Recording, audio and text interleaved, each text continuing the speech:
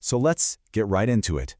We're about to look at an artifact that is so advanced, so completely out of place, that for decades experts just flat out refused to believe it was real. Honestly, it's a discovery that makes you question pretty much everything you thought you knew about the ancient world. Just take a second and really think about that question. Because the object we're about to explore, it does exactly that. It hints at a past that was way more brilliant, and maybe way more tragic than the history we read in textbooks. You know, our story starts completely by accident. It's the spring of 1900, and a huge storm blows a team of Greek sponge divers way off course. They're forced to take shelter near this tiny island called Antikythera. And while they're waiting for the storm to pass, they figure, hey, let's see what's down there. So down they go, 45 meters deep, and they find a Roman-era shipwreck. I mean, a total treasure trove of statues, jewelry, all kinds of amazing stuff. But along with all that art, they haul up this worthless-looking lump of corroded bronze. It gets cataloged as item 15087, tossed into storage at a museum in Athens, and just completely forgotten for 2 whole years. And then, it cracked open. All of a sudden, this piece of junk becomes the most important thing in the entire museum, because inside this crusty, calcified rock was technology, a complex, perfectly engineered bronze gear. And that just made absolutely no sense. And right here is where the story gets really, really weird. I mean, this discovery didn't just add a new chapter to history. It basically broke the timeline. It created this paradox that historians are still wrestling with today. Okay, so here's the absolute crux of it. The shipwreck is from around 60 BC. We're talking about the time of Julius Caesar. But these kinds of complex gear trains, the kind they found inside, we thought those weren't invented until the incredible mechanical clocks of 14th century Europe. That is a technology gap of 1,400 years. It's like finding a piece of the 14th century sitting in a shipwreck from the 1st century BC.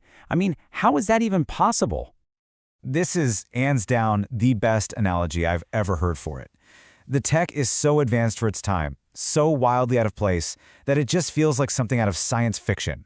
It completely violates our neat little line of historical progress. You know, the first archaeologist who really studied it, Valerio Stasis, he was convinced it was a hoax, or at least a mistake. His first thought was that a modern clock must have fallen overboard and somehow fused with the ancient artifacts.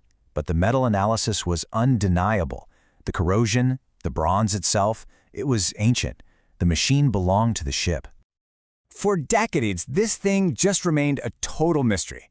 It wasn't until modern imaging technology came along that we could finally, without breaking it, look inside and figure out what this impossible machine actually did. And this is where modern tech revealed some ancient genius. Using these high-powered X-rays, researchers peered inside, and what they found wasn't just one gear, but this beautiful symphony of at least 30 interlocking bronze gears.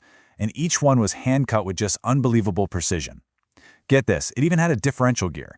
That's a really sophisticated component we use in modern car transmissions that we thought was invented in the 1800s. And covering its metal surfaces, you could barely see it, were thousands of characters of tiny Greek text. It was basically a user's manual for the entire cosmos. So what was it? Well, it was the world's first analog computer, a mechanical device designed to perfectly model a really complex system, and in this case, that system was the entire universe as the Greeks understood it. And what it could do was just staggering. By turning a single hand crank, a person could literally move forward or backward in time. The dials would show the exact position of the sun and the moon, it could predict solar eclipses with incredible accuracy, and, this is my favorite part, it even tracked the 4-year schedule for the ancient Olympic Games. It was, quite literally, a portable universe in a shoebox. And that brings us to the final, and maybe the most haunting part of this whole story. Because the existence of a device like this doesn't just raise questions about the past, it raises questions about knowledge itself, and how terrifyingly easy it can be to lose it. Just think about it for a second. You don't build something this perfect, this complex, on your first try. The incredible precision, the miniaturization, it all points to this being a refined product, not some one-off experiment.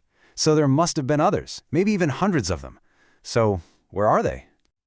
This right here is the problem. We have found exactly one. But the sophistication of this single device implies there was a whole field of mechanical engineering that has just vanished, without a trace. The gap between what we found and what must have existed is just Huge. This all leads to this chilling theory that some call the Great Forgetting. And the idea is that this advanced knowledge was never really widespread. It was probably concentrated in these elite centers of learning, like the legendary Library of Alexandria. So when these centers were destroyed, when empires fell and libraries burned, that knowledge wasn't just forgotten, it was annihilated. The skilled craftspeople died, the blueprints turned to ash, and all that valuable bronze was probably melted down to make swords and shields. The ability to build computers was literally erased from human history. The only reason this mechanism survived is because it was lost in a shipwreck, sealed away from the chaos of history in the quiet of the deep ocean. It's a ghost, a single beautiful piece of evidence from a world that was far more advanced than we ever imagined. And really, that's the ultimate takeaway here. We love to think of progress as this constant upward march, right? But the Yankee theorem mechanism is the definitive proof that it's not. Civilizations can reach these incredible heights and then just fall, taking their greatest achievements with them.